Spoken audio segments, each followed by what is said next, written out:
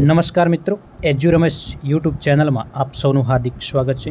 મિત્રો આજે વાત કરીશું એસબીઆઈના એક સરસ મજાના એસબીઆઈ એસઆઈપી પ્લાન વિશે।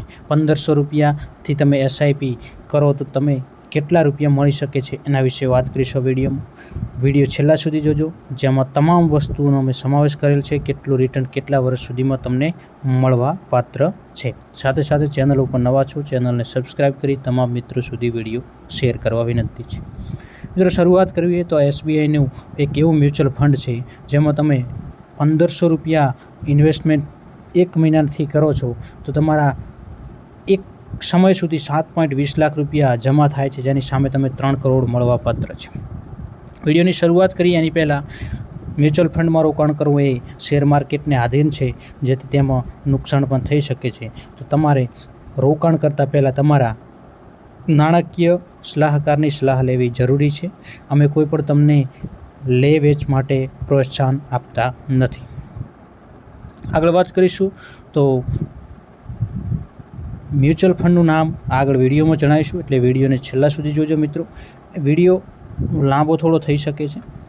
ફંડ સાઇઝ તમે અહીંયા જોઈ શકો 46.1 કરોડ રૂપિયા છે।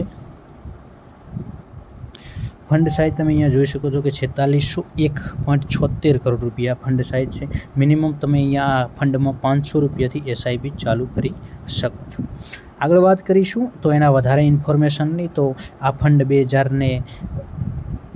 2013માં ચાલુ થયેલ છે, એટલે કે ફંડનું શરૂઆત 2013થી કરવામાં આવી છે। જે લોક ઇન પિરિયડ એટલે કે તમારે ફિક્સ આટલા વર્ષો સુધી એમાં રોકાણ કરવું જરૂરી છે એવું આને લોક ઇન પિરિયડ કશું છે નહીં। એક્ઝિટ લોડની વાત કરીએ તો 30 દિવસની પહેલાં જો તમે એક્ઝિટ કરી લો છો, એટલે કે બહાર નીકળી જાઓ છો રોકાણ કરતા એમાંથી, તો તમને 0.50% એક્ઝિટ લોડ લાગુ પડશે। એટલે કે તમે ધારો કે વન ટાઈમ 1 લાખનું રોકાણ કર્યું હતું અને તમે 29મા દિવસે એમાંથી નીકળી જાઓ તો તમારે 0.50% એક્ઝિટ લોડ આપવો પડશે। એક્સપેન્સ રેશિયો 0.78 છે। જ્યારે વાત કરીએ તો ટેક્સ, નવા ટેક્સ પ્રમાણે આ તમે અહીંયા જોઈ શકો છો કે 1 વર્ષ પહેલાં તમે જો વિડ્રો કરી રહ્યો છો, તમારું પ્રોફિટ છે તો 20% ટેક્સ લાગશે। 1 વર્ષ ઉપર જશે 1.25 સુધી કોઈ નહીં લાગે, અને એના પછી 12.5% તમારે ટેક્સ આપવો પડશે, જે નવા ટેક્સેશન આધાર। આ હતી બેઝિક માહિતી। અને ફંડ હોલ્ડિંગની વાત કરીએ તો લગભગ 20થી 26 કંપનીઓમાં આ ફંડ હોલ્ડિંગ કરી રહ્યા છે। કે એસબીઆઈનું જે તમારું બધું ફંડ ભેગું થાય છે તે શેર માર્કેટના અમુક શેરોમાં હોલ્ડિંગ એક ફંડ મેનેજર દ્વારા કરવામાં આવે છે, તેમાંથી મળતા નફાને તમને આપવામાં આવે છે। તેવી જ રીતે જે આ હોલ્ડિંગ છે એ સેક્ટર બાય અને ટોપ હોલ્ડિંગ જોઈ લઈએ તો સૌથી વધુ આ ફંડનું, એટલે કે મ્યુચ્યુઅલ ફંડ એસબીઆઈનું છે, એમાં સૌથી વધુ એમને જ એસબીઆઈ બેંકમાં 14.19%નું રોકાણ કરેલું છે। ત્યારબાદ છે ટ્રેપ્સ, એની પછીની બધી કંપનીઓ સરકારી છે, એટલે કે ગેલ 9.21%, પાવર ગ્રીડની વાત કરીએ તો 8.99%, એનટીપીસી 4.45%।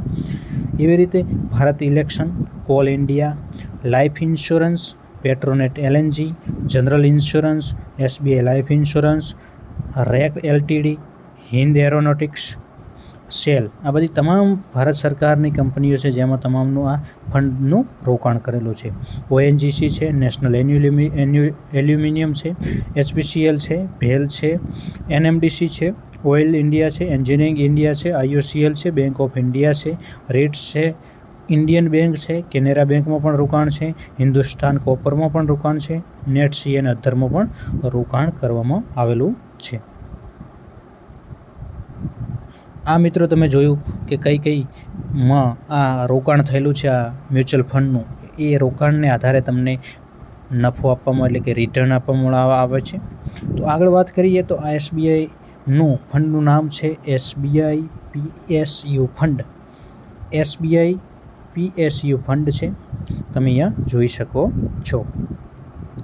એની વાત કરીએ તો મિત્રો અહીંયા થોડું સિમ્પલ કેલ્ક્યુલેશનથી માધ્યમથી તમને સમજાવવા માગીશ કે 1500 રૂપિયાની જો તમે એસઆઈપી કરો છો અને એન્યુઅલી રિટર્ન એનું રિટર્ન 15% આસપાસ, એટલે કે 14%થી માની અને જો આપણે રોકાણ કરીએ છીએ કે વાર્ષિક મંથલી કે 14% તમને મળવાપાત્ર છે કમ્પાઉન્ડિંગ વ્યાજ, તો 5 વર્ષમાં તમે 90,000નું રોકાણ કરો છો તેની સામે તમને 2,44,798 રૂપિયા મળવાપાત્ર છે, એટલે 172% નફો તમને મળવાપાત્ર છે. એવી રીતે વર્ષ વાઇઝ જોઈએ તો તમે 20 વર્ષ સુધી લગાતાર 1,500 રૂપિયાનું રોકાણ કરી રહ્યા છો અને તમને 14 થી 15% વ્યાજ મળી રહ્યું છે, તો તમારું રોકાણ થશે 3,60,000.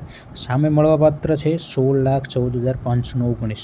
ટોટલ વેલ્યુ તમારી થશે 19,74. એટલે કે 20 વર્ષ સુધી તમે આ રોકાણ કરો છો તો તમારા 19 લાખ બની જશે 3 લાખ.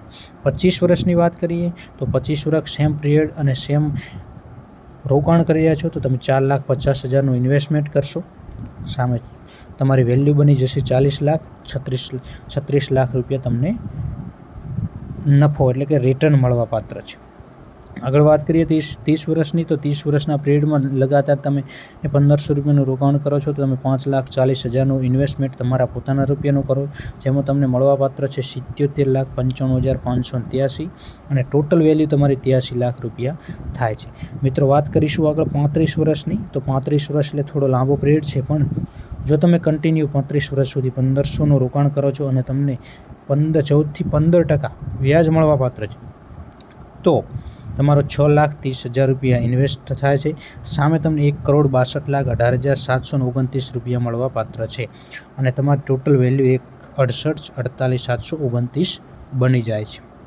એવી જ રીતે છેલ્લી વાત કરીશું 40 વર્ષ સુધી તમે કન્ટિન્યુ 1,500 રૂપિયાનું પર મંથ રોકાણ કરો છો તો તમને 7,20,000 રૂપિયા ઇન્વેસ્ટ કરો છો, સામે 3,32,02,777 રૂપિયા મળવાપાત્ર છે.